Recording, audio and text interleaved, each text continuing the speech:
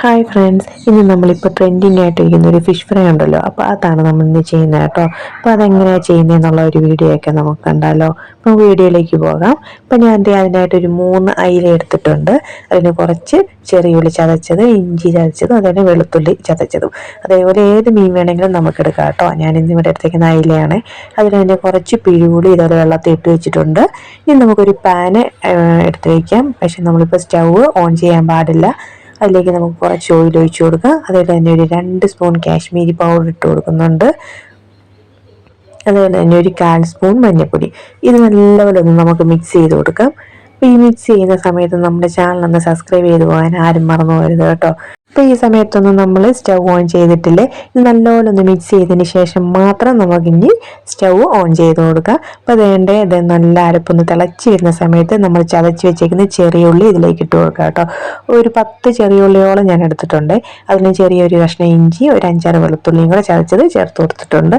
ഇനി നമുക്കിത് ഈ മുളകിലിട്ട് നല്ലപോലെ ഒന്ന് വഴറ്റിയെടുക്കാം. അപ്പോൾ ഈ സമയത്തൊക്കെ നമ്മൾ ഫ്ലെയിം തീരെ കുറച്ച് വേണം വയ്ക്കാനായിട്ടോ. അപ്പോൾ അതുകൊണ്ട് നല്ല വഴണ്ട് വരുന്നുണ്ട്. ഈ സമയത്ത് നമുക്കിതിലേക്ക് നമ്മൾ പിഴിഞ്ഞ് വെച്ചേക്കുന്ന ആ പുളിവെള്ളമില്ലേ, അതങ്ങോട്ട് നമുക്ക് ഇതിലോട്ട് ഒഴിച്ചു കൊടുക്കാം. പുളി ഒഴിച്ചതിന് ശേഷം നമുക്ക് നല്ലപോലെ ഒന്ന് മിക്സ് ചെയ്ത് കൊടുക്കാം. ഈ ഒരു സമയത്ത് നമുക്കിതിലേക്ക് ആവശ്യത്തിന് ഉപ്പ് ചേർത്ത് കൊടുക്കാം കേട്ടോ. അപ്പോൾ അതേണ്ട നമുക്ക് ആവശ്യത്തിന് ഉപ്പ് ചേർത്ത് കൊടുത്തിട്ടുണ്ട്. ഇനി നല്ലപോലെ ഒന്ന് മിക്സ് ചെയ്തിട്ട് ഈ അരപ്പൊക്കെ നല്ല തിളച്ച് വരുന്ന സമയത്ത് കുറച്ച് കറിവേപ്പിലയും കൂടി ഇതേപോലെ ഒന്ന് വിതറി കൊടുക്കാവേ. ഇനി നമുക്ക് ഇതിലേക്ക് നമ്മൾ മീനിട്ട് കൊടുക്കാം കേട്ടോ. അപ്പോൾ അതേണ്ട ഞാൻ ഇതേപോലെ മീൻ അങ്ങോട്ട് വെച്ച് കൊടുക്കുന്നുണ്ട്. അപ്പം നമ്മൾ ഫ്ലെയിം തീരെ കുറച്ച് വേണം വെച്ച് കൊടുക്കാനായിട്ട്. നല്ല ടേസ്റ്റുള്ള ഒരു റെസിപ്പിയാണ് കേട്ടോ. നിങ്ങളെല്ലാവരും ഇതൊന്ന് ട്രൈ ചെയ്ത് നോക്കണം. അപ്പോൾ അതേണ്ട ഒരു 10 മിനിറ്റ്, ഒരു 5 മിനിറ്റ്, ഏറ്റവും കുറഞ്ഞ ഒരു 5 മിനിറ്റ് വരെയൊക്കെ നമുക്ക് ഈ ഒരു രീതിയിൽ ഇങ്ങനെ കുക്ക് ചെയ്യാം. അതിന് ശേഷം നമുക്കിത് തിരിച്ചിട്ട് കൊടുക്കാം.